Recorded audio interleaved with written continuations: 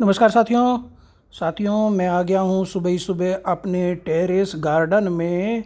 और terrace garden में आज मैं जो बात करूँगा वो है हमारा एक सकुलेंट प्लांट।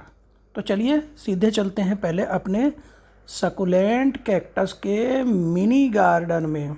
सकुलेंट और कैक्टस के हमारे पास बहुत सारे पौधे हैं। हमारा जो छोटा सा एक मिनी हमें सकुलेंट और कैक्टस का गार्डन बनाया हुआ है, ये बॉक्स के अंदर बहुत सारे पौधे हैं। लेकिन आज हम उस पौधे की बात करेंगे जिसे सब बहुत खरीदते हैं, और ख़ास करके दिवाली के आसपास हर नर्सरी में आपको ये मिलेगा। तो आज वो पौधा है हमारा लक्ष्मी कमल। आज हम बात करेंगे लक्ष्मी कमल की, क्योंकि वो सबका चहेता होता है, सबसे खूबसूरत रहता है और बड़ा ही शुभ माना जाता है। लेकिन उसको संभाल पाना, खास करके गर्मी और बरसात में संभाल पाना बड़ा मुश्किल काम होता है। बिगनर्स के लिए तो बहुत मुश्किल होता है।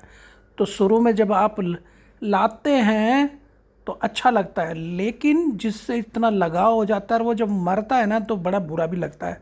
तो आज हम बात करेंगे लक्ष्मी कमल के ऊपर 3 बिंदुओं पर। एक तो इसको गमले में इसका बेबी प्लांट जो पप्स होते हैं इसके, उससे प्रोपेगेशन कैसे करें, उससे कैसे लगाएं। दूसरा हम बात करेंगे कि बरसात में इसको कैसे बचाएं। तीसरा हम बात करेंगे कि इसकी मिट्टी जो हमारी सॉयल मिक्सचर होंगे उसको हम कैसे बनाएंगे। तो 3 बिंदुओं पे इन पे बात करेंगे एक एक करके। तो चलिए चलते हैं अपने खूबसूरत से पौधे लक्ष्मी कमल के पास। साथियों, सकुलेंट्स जो होते हैं ना, वो अपने शरीर के हिस्सों में पानी संजो कर रखते हैं, पानी स्टोर करते हैं। तो ये जो सामने देख रहे हैं जेली बीन है।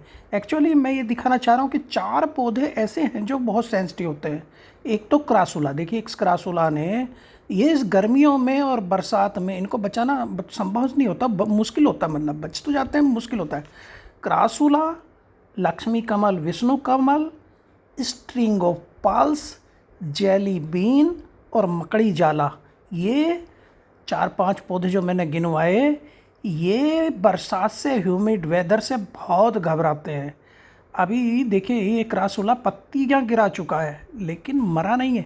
तो देखिए ये लक्ष्मी कमल हमारा है, आज हम इसकी बात करेंगे क्योंकि ये बहुत प्यारा पौधा होता है।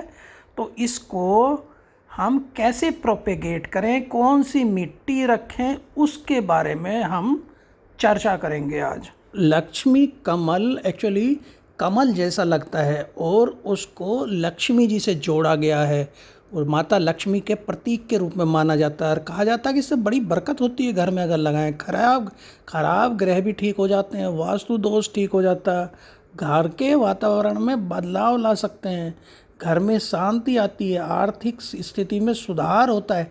ऐसी ऐसी मान्यताएं इस पौधे के साथ जुड़ी हुई है। और कुछ लोग कहते हैं कि चुंबक की तरह धन को खींचता है, लेकिन हम उस पर बात नहीं। ये तो मैंने बताया कि इसलिए इसको बहुत ज़्यादा प्यार करते हैं लोग, इन बिंदुओं से जोड़ के इसको देखते हैं। लेकिन हम बात करेंगे इसको कैसी मिट्टी में लगाएं। जब अगर हम इसको इतने अच्छे पौधा मानते हैं तो इसको हमें बचाना भी होता है। तो ये बरसात में बचाना बड़ा मुश्किल होता है। तो इसके लिए मिट्टी कैसी होनी चाहिए? लक्ष्मी कमल के लिए वेल ड्रेन्ड सॉइल होनी चाहिए।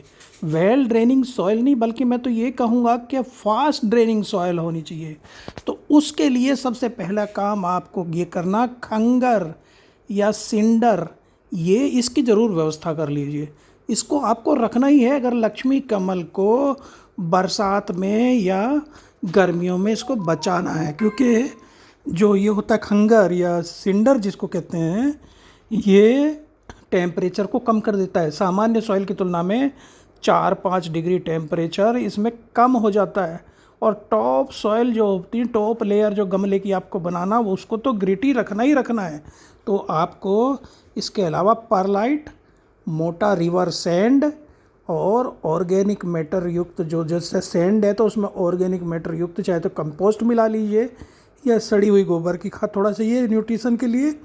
फफूंदी नाशक के लिए नीम केक भी मिला सकते हैं और फंजीसाइड उसमें मिला लीजिए क्योंकि फंगस इसका दुश्मन है। तो सॉइल मिक्स में हमने क्या क्या चीज़ मिलाई? पहला गार्डन सॉइल, दूसरा सिंडर या परलाइट, तीसरा रिवर सैंड या बजरी, और चौथा वर्मी कंपोस्ट। तो इन चारों को हमें बराबर बराबर भाग में मिलाना है और एक बढ़िया सॉइल तैयार हो जाएगी। और इन चारों के अलावा हमें नीम खली या फफूंदी नाशक इसमें मिला देंगे, तो ये सॉइल मिक्सचर हमारा एक DIY जो हमने खुद बनाया सस्ते वाला cheapest and best soil mixture तैयार हो जाएगा। अब बात आती है जो दूसरी मैंने बताया था कि हमें इसके बेबी प्लांट्स को कैसे लगाना है। लक्ष्मी कमल के मदर प्लांट की उम्र मात्र 3 वर्ष होती है। इसके जो पफ्स या बेबी निकलते हैं साइड से, या बच्चे निकलते हैं, या चिक्स जो निकलते हैं, जो साइड से निकलते रहते हैं लगातार, उनको अलग करते रहना है। और मदर प्लांट से उनको अलग कर लेंगे और उनकी सूखी पत्ती, गली पत्तियाँ उनको हटा देंगे। और पॉटिंग सॉइल मिक्स जो हमने तैयार किया है उसमें लगा देंगे। बड़ा ही सिंपल सा है, बस ध्यान ये रखना है कि जो हम गमला ले रहे हैं उसमें छेद होने चाहिए, ड्रेनेज होल होने चाहिए। और गमला बहुत बड़ा नहीं लेना, जितना छोटा रख सकते हो आप गमला उतना रखिए, उथला रखिए, उथला गमले इसमें, क्योंकि पानी जिसके ये अपने पौधों में पानी समेट के रखता है, लेकिन पानी ही इसके लिए जहर भी है। अब ये जो पप्स हैं, बेबी प्लांट्स हैं जो निकलते रहते हैं, इनको सिंपल काट लीजिए जड़ से। जड़ सही एक दो जड़ उसमें आ जाए तो उसको नीचे से काट लीजिए। अगर आप ऐसे ही लगा रहे हैं, सूखी पत्तियां, गली पत्तियां हटा कर रिपोर्ट कर रहे हैं, तब तो आप डायरेक्ट लगा सकते हो।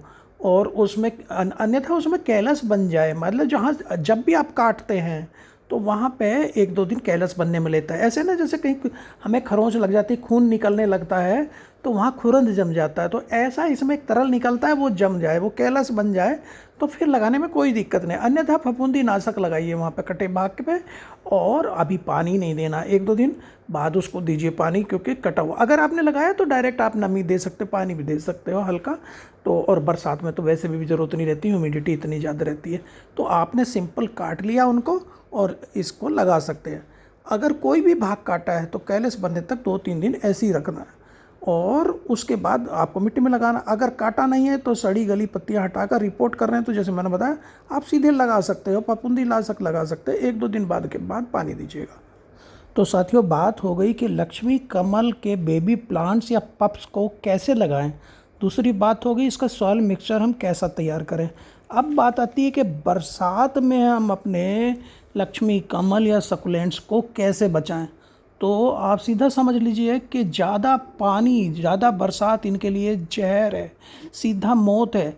शेड में रखें जहां बरसात का पानी इन्हें छू ना सके, प्लास्टिक सीट के नीचे रखें अगर आपने ज़मीन में लगाए हैं। दूसरा, ड्राई और सनी लोकेशन में इनको रखना है।